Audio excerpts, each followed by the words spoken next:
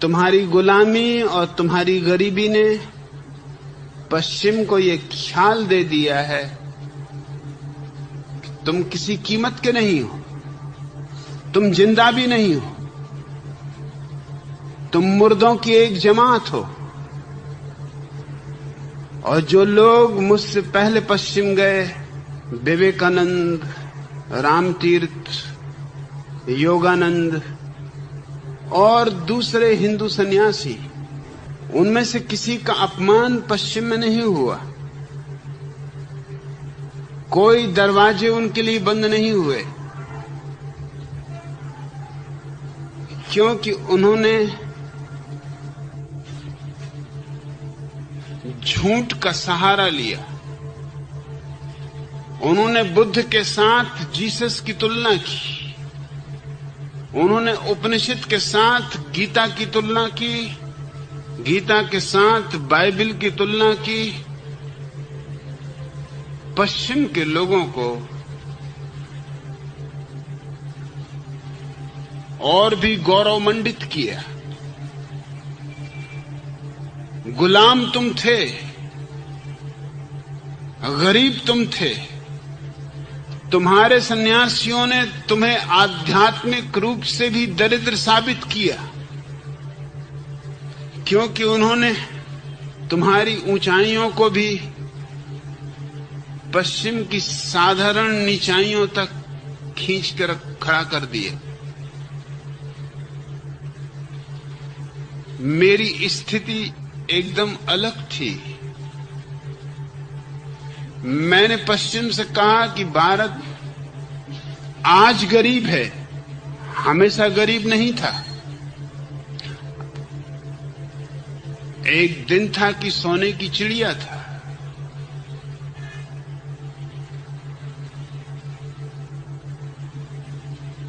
और भारत ने जो ऊंचाइयां पाई हैं, उनके तुमने सपने भी नहीं देखे। और तुम जिसको धर्म कहते हो, उसको भारत की ऊंचाइयों के समक्ष धर्म भी नहीं कहा जा सकता।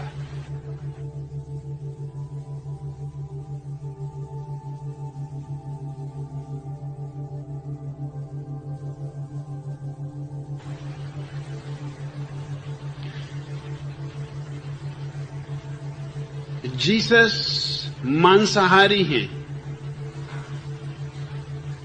शराब पीते।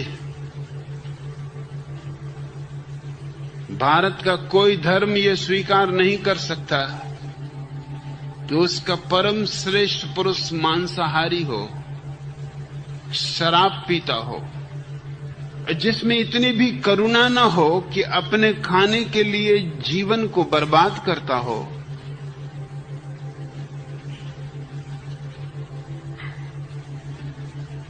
जो अपने भोजन के लिए इतना अनादर करता हो जीवन का। और जो व्यक्ति शराब पीता हो, उसे ध्यान की ऊंचाइयों को पाने का तो सवाल ही नहीं उठता। शराब तो दुखी लोग पीते, परेशान लोग पीते, तनाव से भरे हुए लोग पीते, क्योंकि शराब का गुण तुम जिस हालत में हो उसे भुला देने का है।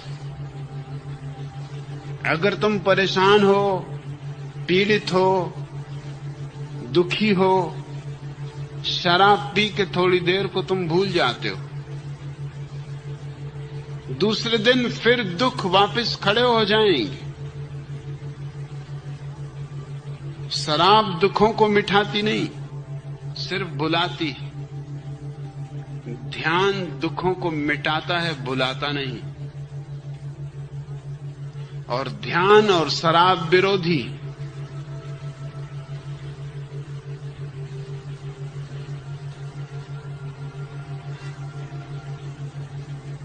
ईसाईयत में ध्यान के लिए कोई जगह नहीं,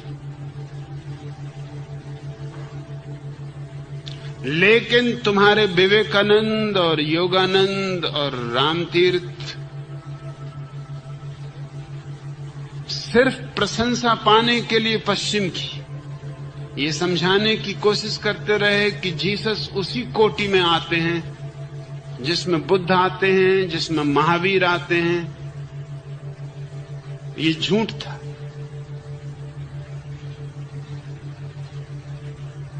और चूंकि मैंने वही कहा जो सच था, स्वभावतः मेरे लिए द्वार पर द्वार बंद होते चले गए।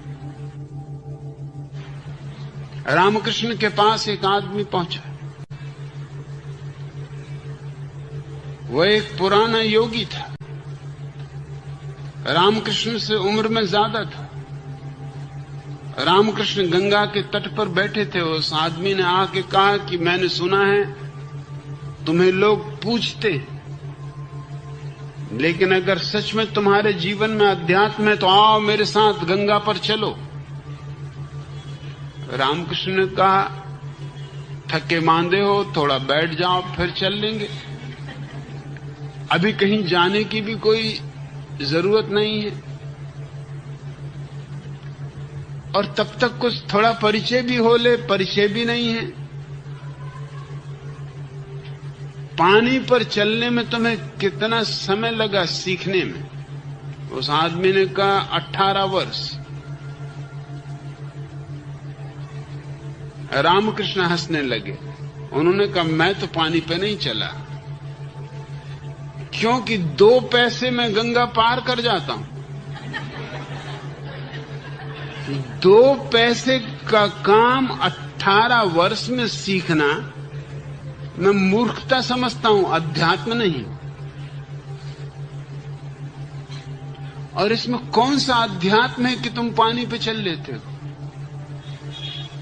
इससे तुमने जीवन का कौन सा रहस्य पा लिया है?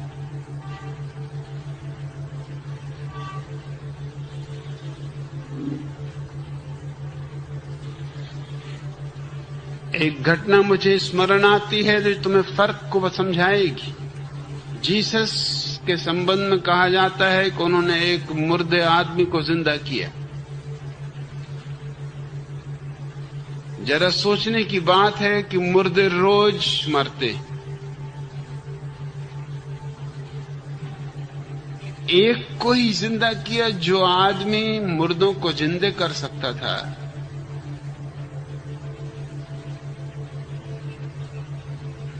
ये थोड़ा आश्चर्यजनक है कि उसने एक को ही जिंदा किया, और वो भी उसका अपना मित्र था, लजारस। मामला बिल्कुल बनाया हुआ है। लजारस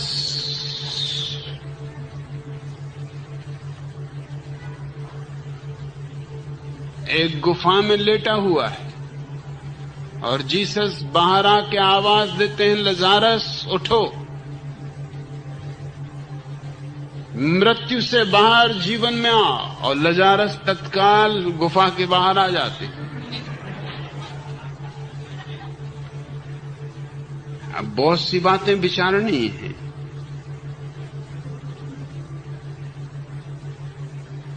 पहली तो बात, यह आदमी जीसस का बचपन का मित्र था।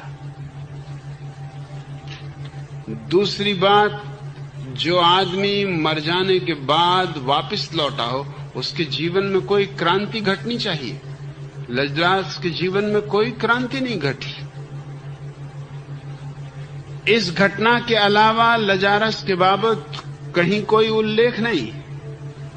क्या तुम सोचते हो एक आदमी मर जाए, मृत्यु के पार के जगत को देखकर वापस लौटे और वैसा का ही वैसा बना रहे?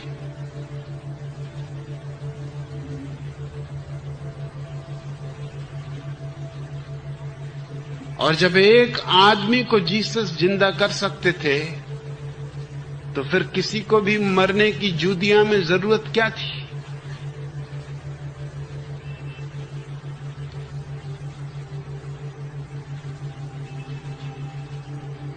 इस घटना को मैं इसलिए ले रहा हूं कि ठीक ऐसी ही घटना बुद्ध के जीवन में घटी।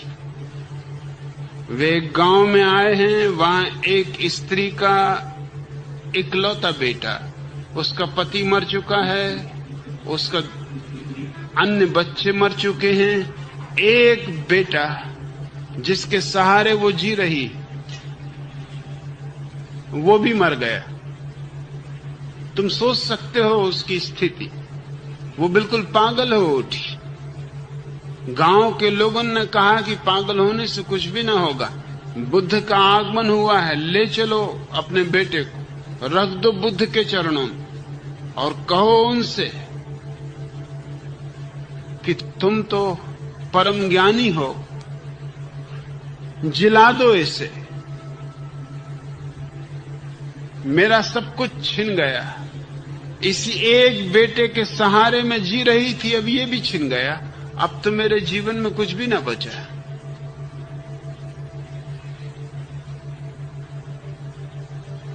बुद्ध ने उस स्त्री से कहा, निश्चित ही तुम्हारे बेटे को मैं सांझ तक जिला दूंगा, लेकिन उसके पहले तुम्हें एक शर्त पूरी करनी पड़ेगी। तुम अपने गांव में जाओ और किसी घर से थोड़े से तिल के बीज ले आओ, ऐसे घर से जहां कोई मरा ना हो। बस वो बीज तुम ले आओ, मैं तुम्हारे बेटे को जिला दूं। वो पागल औरत स्वभावतः पागल होने की स्थिति में थी, भागी, इस घर में गई, उस घर में गई। लोगों ने कहा, तुम कहते हो एक मुट्ठी बीज हम बैलगाड़ियां भर के तिल के ढेर लगा सकते, मगर हमारे बीज काम ना आएंगे। हमारे घर में तो न मालूम कितने लोगों की मृत्यु हो चुकी। सांझ होते होते वो सारा गांव उसे एक ही जवाब दिया कि हमारा बीज तुम जितना चाहो उतना ले लो, लेकिन ये बीज काम ना आएंगे। बुद्ध ने बड़ी उल्टी शर्त लगा दी। ऐसा कौन सा घर है जिसमें कोई मरा ना हो?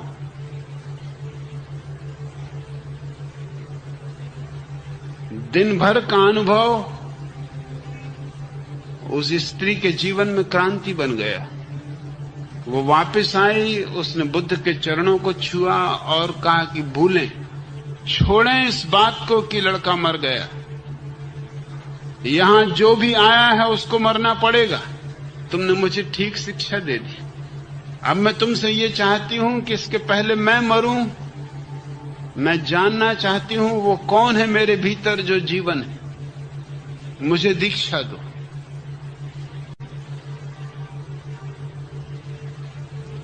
जो लड़के की जिंदगी मांगने आई थी, वो अपने जीवन से परिचित होने की प्रार्थना लेके खड़ी हो गई। वो सन्यासिनी हो गई।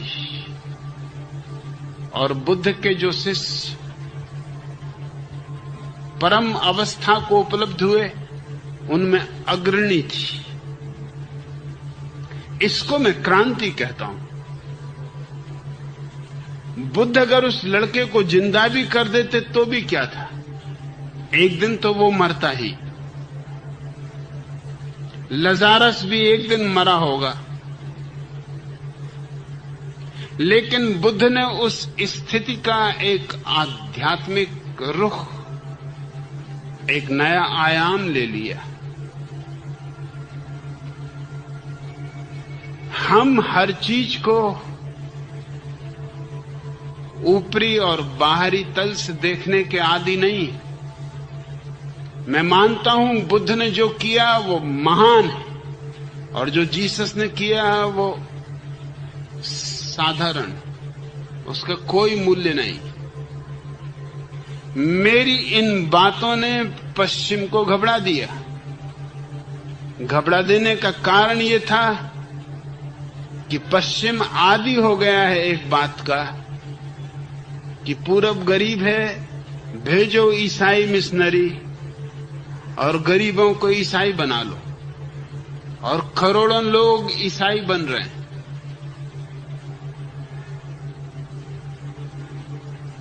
लेकिन जो लोग ईसाई बन रहे हैं पूरब में, वो सब गरीब हैं,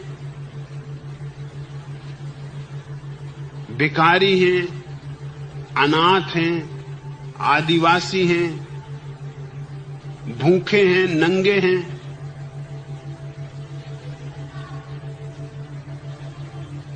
उन्हें धर्म से कोई संबंध नहीं है।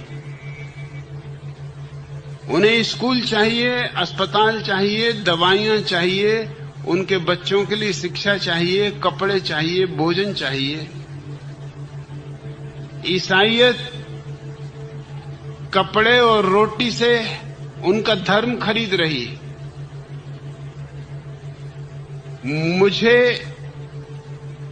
दुश्मन की तरह देखने का कारण यह था कि मैंने कोई पश्चिम के गरीब को या अनाथ को या भिखमंगे को, और वहां कोई भिखमंगों की कमी नहीं, सिर्फ अमेरिका में 30 मिलियन भिखारी हैं।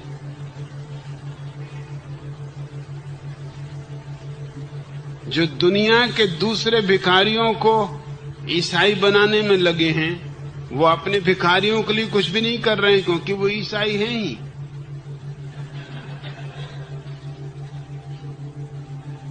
मैंने जिन लोगों को प्रभावित किया उनमें प्रोफेसर्स थे, लेखक थे, कवि थे, चित्रकार थे, मूर्तिकार थे, वैज्ञानिक थे, आर्किटेक्ट थे, प्रतिभा संपन्न लोग थे। और ये बात घबराहट की थी कि अगर देश के प्रतिभा संपन्न लोग मुझसे प्रभावित हो रहे हैं तो ये एक बड़े खतरे की सूचना है,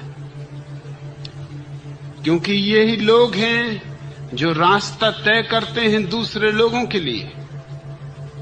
इनको देखकर दूसरे लोग उन रास्तों पर चलते हैं। इनके पद चिन्ह दूसरों को भी इन्हीं रास्तों पर ले जाएंगे।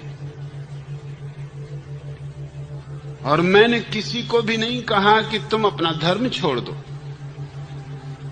मैंने किसी को भी नहीं कहा कि तुम कोई नया धर्म स्वीकार कर लो। मैंने तो सिर्फ इतना ही कहा कि तुम समझने की कोशिश करो क्या धर्म है और क्या अधर्म है। फिर तुम्हारी मर्जी, तुम बुद्धिमान हो और विचारशील हो। मेरा एक ही जुर्म है और एक ही अपराध है कि मैंने उन देशों में पहली बार ये जिज्ञासा पैदा की कि जिस पूरब के लोगों को हम ईसाई बनाने के लिए हजारों मिशनरियों को भेज रहे हैं, उस पूरब ने आकाश की बहुत ऊंचाइयां छुई। हम अभी जमीन पर भी घसीटने के योग्य नहीं। उन ऊंचाइयों के सामने उनकी बाइबल,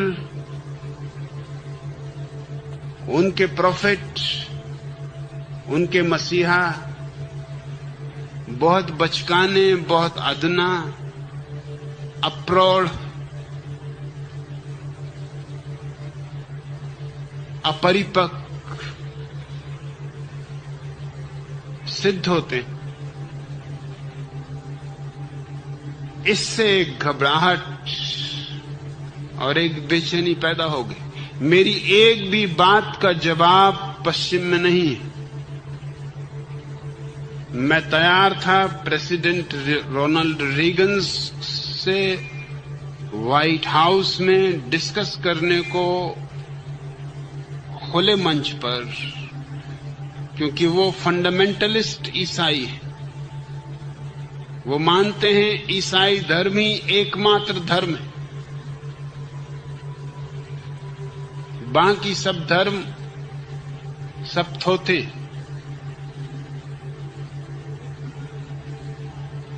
पोप को मैंने कई बार निमंत्रण दिया कि मैं वाटिकन आने को तैयार हूं, तुम्हारे लोगों के बीच तुम्हारे धर्म के संबंध में चर्चा करना चाहता हूं और तुम्हें चेतावनी देना चाहता हूं कि जिसे तुम धर्म कह रहे हो वो धर्म नहीं है। और जो धर्म है तुम्हें उसका पता भी नहीं। स्वभावतः मैं उन्हें दुश्मन जैसा लगा। एक अकेला आदमी कभी भी सारी दुनिया में इस बुरी तरह दुश्मन पैदा करने में समर्थ नहीं हुआ है।